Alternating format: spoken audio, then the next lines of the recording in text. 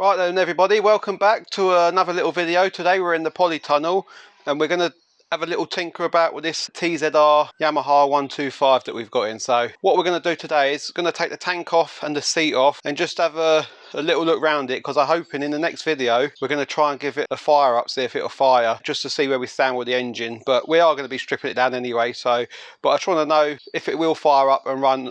If not, it's not a problem, because it will be getting stripped down, as I say. So let's get started and get this stripped down.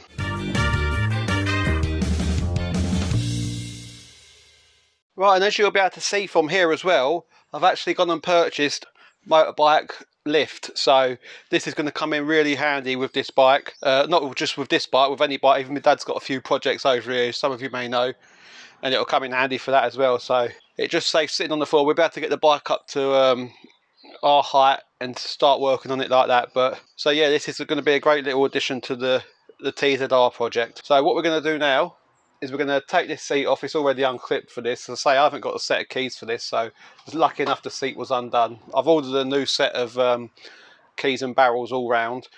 We're going to lift this tank off and we're just going to see what's going on in by the carb and all that with the plug. So when we do come and try to start it in the next video, we've got good access to mess about with the carb and get the plug in and out, rather than trying to get in here. It's just going to give us some nice access. So these ain't bolted in, these are just pushed in on grommets, so it should be a fairly easy process to get this off. So yeah, as I say, this just pops off. That's got a lock on there, but I have noticed I don't think that's original, that piece of wire there. So we'll have a look.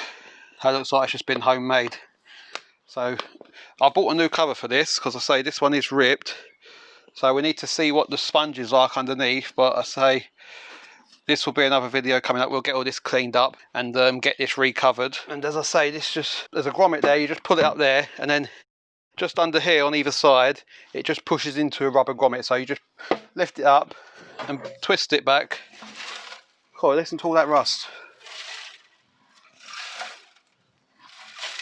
That's not very clever, but I'll just show you. The petrol pipe's actually been blanked off with a 10 amp fuse. So hopefully that should actually prevent stuff dropping into the carb. So hopefully we won't have a problem in that. So I'll just bring you in here for a little look round. As I say, don't worry about all this surface rust here.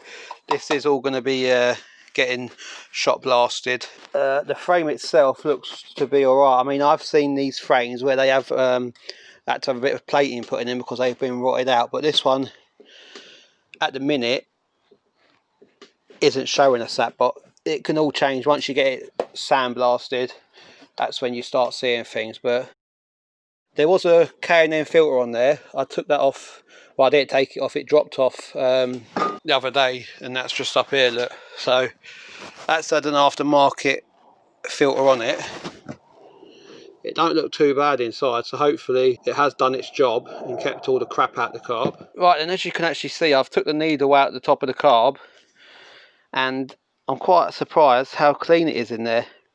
To say this hasn't done nothing for the last 18 to 20 years. So I was going to take the carb off and strip it down and give it a clean, but I don't think I'm going to now. I'm going to leave it as it is. So I've put that carb back together, so I'm not going to mess about with that. I want to try and get it running first. I had a look at the spark plug. The plug looks to be alright. We've got oil in the tank there, and there's water in the rad, so that's all good. But when we do come to start it, we are just going to pre-mix a little bit of petrol with two-stroke in it, because we don't know if the oil pump's going to be working. So it's just a bit of a precaution there, that we're just going to put a bit of pre-mix in it to get it started. But I can't actually go ahead with the start today, because I say I've ordered a new set of keys and barrels for it.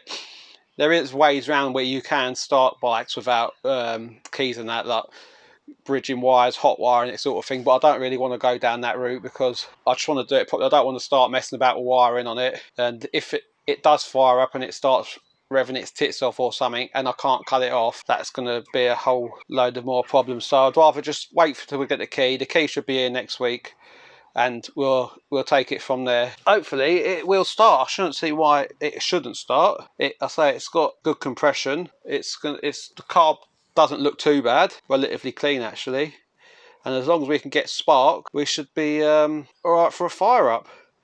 But I might today just take all this front light off and the bracketry there, because we don't need that to start it, and it's just getting a little bit started on the strip down. So I'm going to get some tools and we'll start doing a bit of a strip down at the front here. So first of all, there's a couple of Phillips screws on these headlights, and they are a bit corroded in there, but it's just come undone nicely.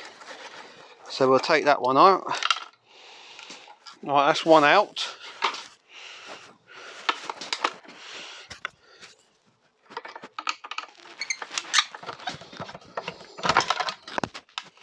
So that's that drop down. And I don't think they was the original screws in there because they're different lengths. So what I'll do for the minute is I'll just disconnect that light. I say it should be chrome, but you can see someone's actually painted it silver. This is very brittle, this plastic, so I might look out for another one of these. And there's the screws underneath actually. So if I'd have probably put them out, I'd been able to get my hand in the back of it and hold the back of them nuts, but we got there in the end. What we're going to do now is we're going to undo these two bolts here, and hopefully that should release this bracket at the front here.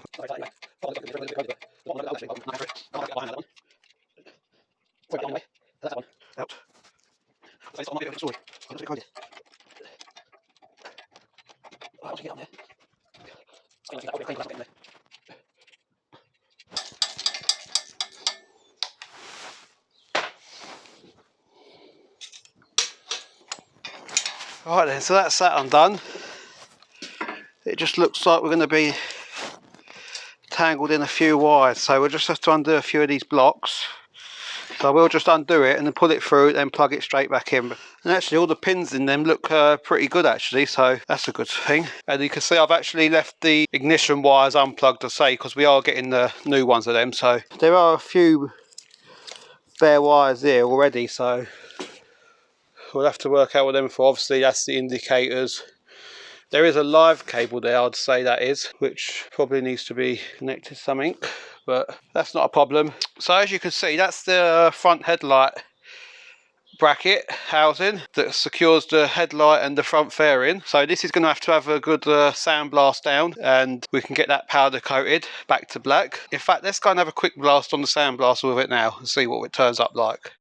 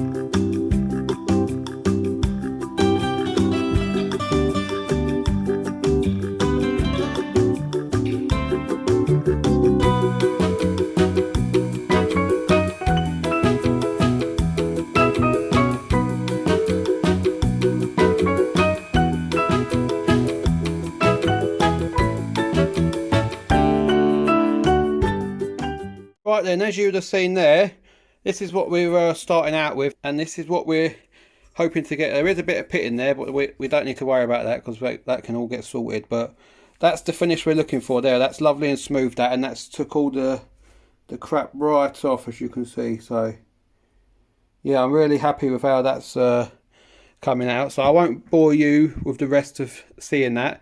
I'll carry on and get that done, and I don't know if I'll get it all done in this video, but I'm going to leave this little video here for now, I think. So I'm going to carry on with that sandblasting now. I thought I'd just come out here and finish the video off. You don't need to see me carry on with that sandblasting because it would be a bit of a boring video if it's just all me sandblasting. So on the next video of the bike, we've got the keys for it. We might be able to give it a will it run video. I'm hoping it will. I shouldn't see why it shouldn't. I say it's all there. It's got good compression. The carb looks good, but I haven't been into the jet, so they could still be all blocked up yet. And we need to check we've got spark. I haven't checked that yet. And I'd also like to say thank you. I haven't got it with me, but I've received in the post this morning a little sign I won on the Dusty Blonde Vlogs live stream on last Sunday. If you haven't got Dusty Blonde, head over there and give her a sub and catch her on her live streams. I think they normally start on it's either 7 p.m. or 7:30 p.m. UK time every Sunday, and she does a little game in between the live stream about halfway through, where you can win yourself a prize on there. So yeah, if you haven't got Dusty, I'll leave a link in the description below for Dusty Blonde, and I'm going to leave this little video here for now. If you've got any questions on the TZR or any other projects that we've got or anything else, just drop a comment in the comments down below and I'll try and happily answer them for you. And don't forget, we've also got the Amazon wish list if anyone wants to have a check that out. So yeah, I'm going to leave it here for this one, and until next time, we'll see you about.